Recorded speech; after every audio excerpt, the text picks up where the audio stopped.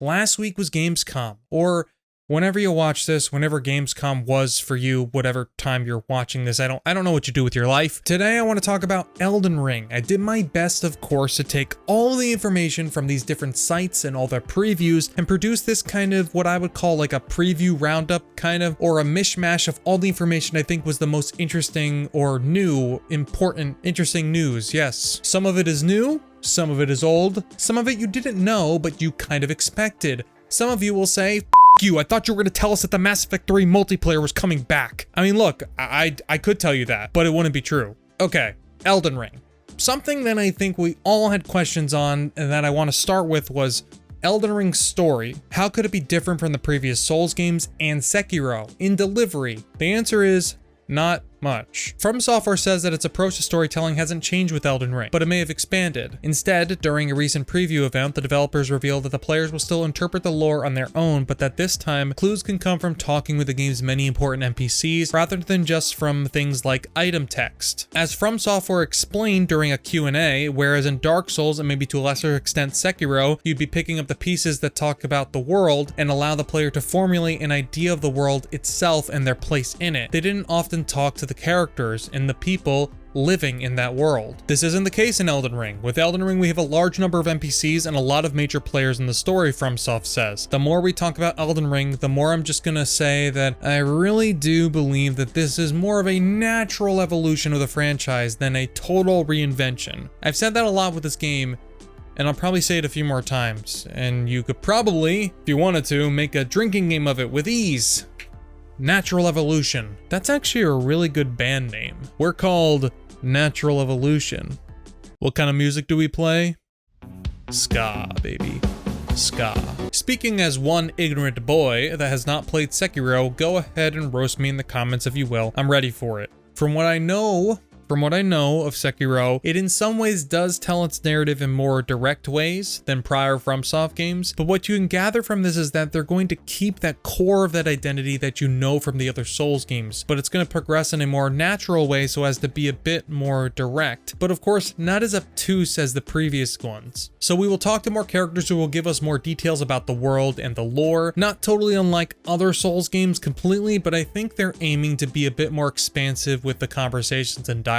I wouldn't say it's a game changer or even a drastic departure, but I think they wanted to hit those familiar beats that you know and already love. The other thing that I would say has been kind of in dispute, or not exactly in dispute, but it's definitely been a topic of the conversation at some point, which I do realize you can say about most things, like beats. FromSoft kind of leaned into the whole George R.R. Martin factor here by saying he helped develop the game's lore, and he says that his contributions were done years ago. And here they kind of cleared that up, and I don't think it was necessarily purposefully or even fully misconstrued, but I think the way it was probably covered was a bit strange. This is probably, in my opinion, the least interesting news here, to be honest, but I wanted to bring it up either way. When Elden Ring was first announced, one of the biggest surprises is how it's a collaboration between From Software and a Song of Fire and Ice author George R.R. Martin. Since then, more information about the collaboration has come to light, and while Martin was responsible for creating the overall world and mythos of Elden Ring, the in-game text is still being written by director Hidetaka Miyazaki. And while this means lore can still be discovered by item text and cutscenes, NPC dialogue will also contribute significantly to world building, and Miyazaki is at the forefront of the text writing the text in the game. Who the fuck wrote this? What? So it's still a Miyazaki game at heart. It was more like, hey George, you wanna help us out?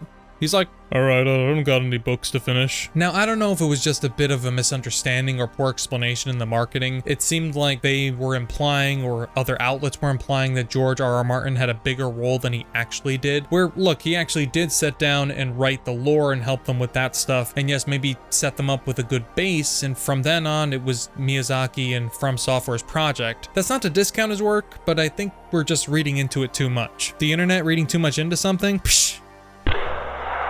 More than I think the way it was covered made it sound like Martin was in the room with them and writing fucking code and shit and writing all this stuff for it. And then he says, now I just helped them come up with lore and concepts and stuff, and that was it. Further, the Washington Post writes, Katao said From Software is aware that many Dark Souls players have found its stories to be fairly impenetrable and difficult to decipher. Like the studio's previous game, Sekiro: Shadows Die Twice, Elden Ring will have an easier to grasp main narrative, though the game will retain multiple branching paths and endings. Dark Souls games are famous for their environmental storytelling, which is a big part of the franchise's allure despite its famously challenging gameplay. Katao promises there will be plenty for players to dig through, analyze, and uncover. I know some people may like that sense of discovery and information, but it has always been a task for various content creators, at least in my opinion, and other community members who do a great work deciphering the lore and then sharing it with each other. So again, there's gonna be some more ease in understanding the game's narrative a bit, but you'll still be getting that vintage Souls type of experience that I think everyone is looking for. And then there's even multiple endings and branching paths. One of the most underrated aspects probably of these games, at least in my opinion, is their kind of indirect choice and consequence. It's not as in your face as a Mass Effect game, for example, but you'll make plenty of choices in gameplay and sometimes throughout fighting various characters that can change how the game even ends. Now, we're also going to move now to a newish mechanic that we knew of from the last bit of information about the game, but we got some more details here, and I got details up the ass. So, how is it going to work in the game? That is the summons, of course. Clearly not new for FromSoft's titles, but they got a bit of a tweak and seemingly expanded upon some more so than in previous games. In an interview with IGN earlier this year, Elden Ring director Hidetaka Miyazaki explained a new mechanic in Elden Ring where you can summon defeated enemies to help you in battle. These aren't player NPCs you can summon like in other FromSoft RPGs, but offline AI with their own progression elements. What we tried to do is design the spirit summons where they're placed throughout the game and how you will level them up throughout the game in a way that doesn't make the game just drastically easier whenever you bring them out. From Software said during a recent media Q&A event. It's up to the player what summons they choose and when, but it's also up to the player to invest their strat points into the summons if they so choose or into their own character, so it's a bit of a trade-off there. I like the idea of this because it provides that option for you as the player to not just randomly grab summons if you happen to have them available, or ask your friend if he has time for you in between his Taco Bell-induced diarrhea shitstorms.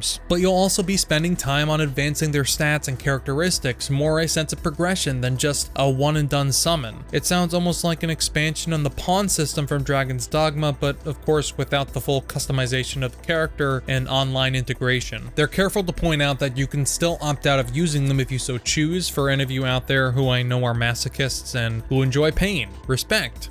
But for bitches like me, I am definitely going to take to using these summons. They mentioned before in a previous interview that you could also acquire summons just because you felt they were aesthetically pleasing to your character. And I also want to say, from these previews, there seems to be a lot on offer with the environments, wintry areas and forested ones, and of course some swampy areas that we hope won't run at 15 FPS this time around, at least at launch. You know what I'm talking about. Katao said that the dungeons that the player will encounter in the fields of the lands between will have variety. There are caves, cemeteries, and catacombs, and they're handcrafted, not procedurally generated like the Chalice dungeons of Bloodborne, but players may find some familiarity down in those dungeons with traps, contraptions, torchlit tunnels, treasures, and mini-bosses scattered throughout. Obviously, it's not generally surprising that they're going to have caves, dungeons, and catacombs. I think what will be interesting is to see that on a scale we haven't seen before in a FromSoft game. Imagine going through a cave and fighting your way through it, but at the end, there's not really a bonfire to rest at so much and recover. It's just, you gotta continue and find a way to fast travel out of there, or exiting said cave and being on the other side of the map entirely. It can definitely, at least in my opinion, add a lot of dimension and density to the world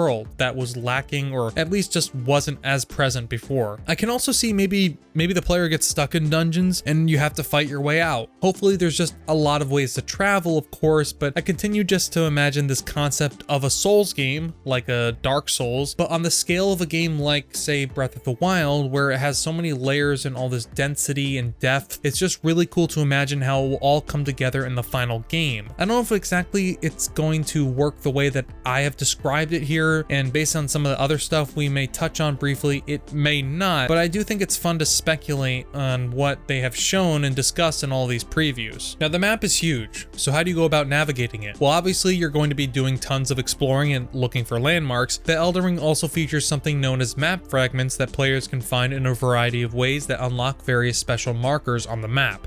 to lead players toward points of interest. These breadcrumb items can point you in the direction of all kinds of things. The open world features hidden areas, optional bosses, and more. You can party with up to 2 players in co-op in Elden Ring. This is what I mean when I say imagining the scope of Elden Ring with the more traditional type of gameplay and format of a Souls game. That's just exciting to me. Just that sense of discovery that you'll get, finding unique areas and bosses and getting hints to valuable types of items is enticing. And honestly, I wouldn't be surprised if you probably couldn't see everything in one playthrough, which I know is technically not a new thing for the series, but I mean, just imagining more pieces of loot or small hidden areas that you may never see in your entire playtime for whatever reason. Players, known as Tarnished in Elden Ring, will also encounter terrible monsters and enemy soldiers. There are big, majestic ashen dragons and armored knights. There are bizarre enemies, some with a dozen arms and wish to wield weapons, some with snake-like bodies. In one fight, an oversized falcon with swords affixed to its talons pecked and sliced at the player while also throwing powder kegs at him. Given the linear nature of past FromSoft games, we're all, I imagine, going to be grappling with the places and areas we choose to discover and when. Any of these enemies can be encountered, and it's not going to be simple to just run into the next area, assuming you don't jump on your trusty steed and just try to get away. You'll have to have a really intelligent AI system in order for those enemies to pursue you and not just conveniently allow the player to always have a chance to escape. So I'll be interested to see how this works. Even moving through the world of Elden Ring is different. In addition to the aforementioned Spirit Seed, which can double jump across ravines and launch 100 feet in the air with the aid of mystical jump pads, players can jump. Similar to how the Wolf of Sekiro, Shadows Die Twice, move through this world, Elden Ring players will be able to leap and bound without fear of fall damage through some of the environment. Traversing some areas like crumbling castles or rocky terrain appears to require liberal jumping around. Now, how frequent will these jump pads be? I really don't know, but I do know that traversal for me needs to be fun and somewhat expedient in open world games, because I don't find it fun to just continuously backtrack through worlds doing various things or collecting things, except if it's Spider-Man, because swinging around as Spider-Man's awesome. But I do see some people feeling that the lack of fall damage is a bit forgiving for what we do hope, and I still do hope, is an intentionally difficult experience in regards to prior entries at least. But either way, I think you'll see too, like if you read through these previews, that they're likely making that change to make platforming more of a thing in this game, which will make sense a little bit later. But I would wager that any of these changes that they're making to the core formula or from other games is just to balance it with all the new systems that they're putting in place. When you're not teleporting, using your Spirit Seed allows you to travel all over the open world incredibly fast. Various boost points across the map let you blast off and get the verticality you need to traverse steep cliffs or mountainsides. It sounds a bit ridiculous on paper, but in practice, these jump pads actually look pretty cool in action, and I hope From lets players see how they appear visually soon. Of important note, you cannot use your steed in dungeons or while engaged in multiplayer. This will be critically important in letting you get back and forth between areas really quickly. Nobody in all seriousness wants to have to walk across all of these landscapes with no means of traveling around quickly, at least if they choose to. I'm sure the thought to most of you might be a jump pad. Come on. But one of my thoughts with this game being an open world game is that they would have to deal with you traveling across the world pretty quickly somehow. So it's not dependent upon shortcuts, in that I think it frees up the devs from not having to make all the environments be linked to each other in such drastic ways, where you would take like an elevator up and be in a completely new area. Instead, playing these sections be more like a isolated or closer to a kind of biome thing of sorts, meaning that the jump pads will act as kind of like an excuse to not have to have shortcuts everywhere, is all I mean. And really, like, I don't know, I'm just spitballing here. In Elden Ring, players have access to a huge map showcasing the vast open world of the lands between and its legacy dungeon areas. Players unlock checkpoints all over this world, very similar to bonfires in other Souls games, known as Sites of Lost Grace. Here's the big takeaway: you can fast travel around the map to any of your checkpoints as long as you're in the open world. You won't be able to port into or out of legacy dungeons in this way, as they seem to be their own sort of closed off core Souls dungeon experience. But anywhere else in the world, you can pop up your map and be at your destination almost instantly. That answers the fast travel question actually from earlier. Not too many restrictions on it. Plenty of checkpoints that will basically be the equivalent to bonfires. Nothing surprising there. More information that's just good to get confirmation on exactly how it's going to work, even if it's not too different from other games and fast traveling with them. Elden Ring features a hub area where NPCs you meet may congregate as well, similar to the Firelink Shrine or Majula and the Souls titles. You can go there between adventures to chat, upgrade, and more. However, many of these functions are available at any sites of Lost Grace via a character called Melina. Melina is similar to the Maiden in Black, the Emerald Herald, or the Firelink Keeper, and can be summoned to the vast majority of sites of Lost Grace in order to power up your character and allocate skills. Unlike other games where an ability may have been weapon dependent, the vast majority of weapon skills in Elden Ring can be slotted into any weapon, leading to a great deal of build variety. You can also replenish your healing items at sites of Lost Grace, and although we don't know the exact methodology behind healing at this time, this language sort of indicates that Elden Ring is using an Estus Flask-like system. Again, what you're seeing here, I think, is a lot of similarities between what is familiar and what you may already be familiar with, but with a mix of like new things too. Right now, we don't know what builds for Elden Ring will look like, but we can kind of imagine what they're aiming for with the flexibility of the system. And I think what they're talking about with weapon abilities and skills, I think refers to, for example, something like, I don't know, just an idea, like the Moonlight Greatsword, for example, having a magical projectile type of attack where you can kind of slot it into another weapon and maybe mix and match different traits to your liking. But that's just an example that I'm making up off the top of my head. I also hope that they do keep the Estus Flask style of healing in Elden Ring, or at least something similar to it, because look, I love me some Demon Souls. I love Demon Souls Remake. They were great. Fantastic, but the health replenishment system they had with the different grasses proved to be a mechanic that did not age particularly well through the years. Towards the latter half of the game, you find them in abundance, but in the early goings, you kind of are forced to grind through opening areas for some grass, if you know what I mean. Your avatar isn't a named set-in-stone character. You'll be able to increase defense, magic, and luck as you did in past Souls games, and tailor them to your preferred playstyle. Archers and magicians will also be able to engage on horseback as they fight off an invading dragon. So you create your own character. You'll seemingly have many ways of building them, perhaps even more so than previous titles. I always look forward to summoning players in Souls games and they have like a godlike magic build to kill a boss in like 2 hits. It just happens that way every single time. I don't expect it or even need it, but it does make the game a bit easier, and it is kind of funny and also fun. The visual here sounds incredible, and I hope it lives up to what it is. Or at least what it seems like, to be honest. Finally, before I close this out, we talked quite a bit here, and I want to end by going through the text of some of the Polygon previews where they kind of, I think, really well described what they saw in a hands-off preview, and it's a lot, but I think it paints a good picture of exactly what kind of game Elden Ring will feel like to play, so I felt that it was important to discuss here. In one section of the game, known as Stormwind Castle, we watched a Tarnished approach the entrance gates, only to be greeted by a friendly character who told them that going through the front door was a bad idea. He offered a second, safer route, but the player opted for the hard path,